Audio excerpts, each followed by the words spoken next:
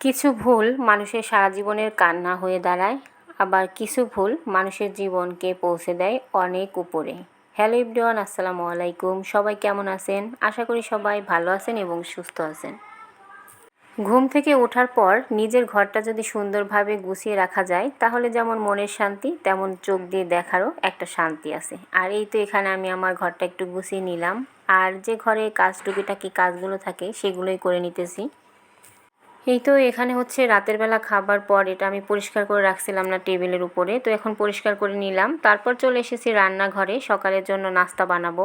আর আজকে নাস্তায় তেমন কোনো কিছু বানাচ্ছি না, এখানে ডিম ভাজি করে নিতেছি আর হচ্ছে রুটি বানিয়ে নিতেছি।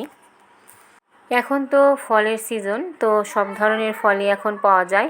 আর এই আমের সময় আসলে আমার কাছে রুটি দিয়ে আম দিয়ে নাস্তা করতে বেশ ভালো লাগে। তো ঘরে পাকা আম ছিল, এদিকে মুরগির মাংসও ছিল, সবার নাস্তা করা হয়ে গেছে আর এখানে শুধু এখন আমি নাস্তা করব। পাকা আম দিয়ে সকাল সকাল গরম গরম রুটি দিয়ে খেতে আমার কাছে ভালো লাগে। তো এখানে আমি নাস্তা করে নেওয়ার জন্য এই সব কিছু গুছিয়ে নিলাম। সবার খাবারের পর হচ্ছে আমি খেতে বসেছিলাম। এই তো এখানে একটু মুরগির মাংস নিয়েছি আর রুটি, আর তার সঙ্গে পাকা আম কেটে নিয়েছিলাম। মিষ্টি জাতীয় খাবার মানে ছোটোবেলা থেকে বেশ অনেকটা পরিমাণেই খেতাম, কিন্তু এখন হয় মিষ্টি জাতীয় খাবার খেলে মানে তেমন আর অতটা ভালো লাগে না। মাঝে মধ্যে যদিও খাই, তবে সবসময় আর ভালো লাগে না। আর এই তো সকালের নাস্তার পর টুকিটাকি যে কাজগুলো ছিল সেগুলো আমি করে নিলাম। এখন একটু হাতে সময় পেয়েছি, ভাবলাম যে এখানে আমার একটা ম্যাক্সি কাটিং করা ছিল, তো সেটা এখানে করে নিতেছিলাম। আর এই যে এই হাতের কাজটা করতে আমার কাছে অনেক ভালো লাগে। আমার কাছে মনে হয় নিজের যেটা ভালো লাগে, নিজের যেটা করতে শান্তি লাগে সেটা করাই ভালো। এখানে আমি হচ্ছে একটা গোল গলা ম্যাক্সি কাটিং করব, কুচি ম্যাক্সি।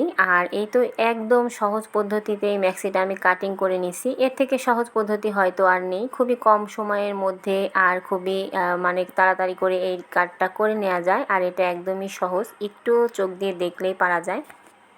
কাটিংটা করার পর এখানে হচ্ছে আমি ভাবলাম যে কিছুটা এগিয়ে রাখি ম্যাক্সিটা বানানোর, কারণ সংসারে তো একটা কাজ থাকে না, অনেকগুলো কাজই থাকে। তার উপর হচ্ছে ছোট ছোট বেবিরা আছে, তো সেজন্য আমি তো মানে এক নাগাড়ে বসে কাজটা করতে পারবো না। তো যখনই সময় পাই একটু করে করে রাখি।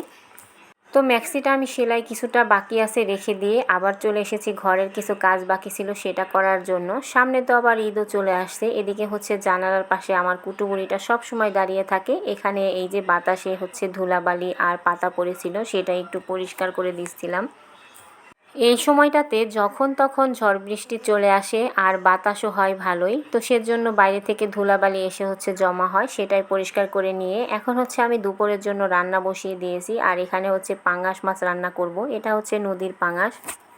এই পাঙাশ মাছটা খেতে আমার কাছে কেন জানি অনেক ভালো লাগে, আর এটা ভুনা করে খেতে আমার কাছে বেশি ভালো লাগে। তো এখানে আমি একটু পাঙাশ মাছ ভুনা করে নিলাম। তারপর হচ্ছে আমি একটা চুলার মধ্যে এখানে ঘন্ট দিয়েছিলাম নিরামিষ, তো এটা হচ্ছে লাউ আলু দিয়ে একটা ঘন্ট করলাম, সেটা একটু বাগার দিয়ে নিলাম।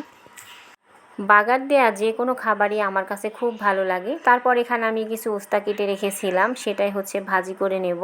আসলে এই সবজিগুলো একটু বেশি পরিমাণে থাকলে কেন যেন নষ্ট হয়ে যায়, সেটা ভেবে এখানে রান্না করে নিলাম। তো রান্না বান্না শেষে অনেকটা সময় পার হয়ে গেছে। আমার বুড়িটাকে নিয়ে একটু বাইরে বের হয়েছিলাম হাঁটাহাঁটি করার জন্য। আর এখন হচ্ছে রাতের বেলা, তো সচ্ছর বাবা হচ্ছে ফুচকা নিয়ে এসেছিল। আমরা বিছানার উপর বসে বসে মা ছেলে এখানে ফুচকা বানাইতেছিলাম আর খাইতেছিলাম। এটা হচ্ছে আমার ছেলের বেশ পছন্দের একটা খাবার। এই তো আজ এ পর্যন্তই। সবাই ভালো থাকবেন, আবারও দেখা হবে নতুন কোনো ব্লগে। তো আজকের ভিডিওটা যদি ভালো লাগে তাহলে লাইক কমেন্ট শেয়ার করে দিবেন। তো এখানে সবাই মিলে ফুচকা খাচ্ছিলাম। আজ এ পর্যন্তই, আল্লাহ হাফেজ।